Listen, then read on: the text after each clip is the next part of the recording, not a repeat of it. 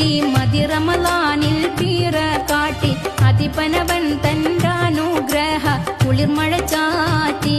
പാരിൽ അനുദിനം പുണ്യവാസന്തത്തിൻ മധുഗണമൂട്ടി അതിമിക മാസം വീരുന്നെത്തി മതിറമലാനിൽ പീറ കാട്ടി അതിപനവൻ തന്റാനുഗ്രഹ കുളിർമഴ ചാറ്റി പാരിൽ അനുദിനം പുണ്യവാസന്തത്തിൻ മധുഗണമൂട്ടി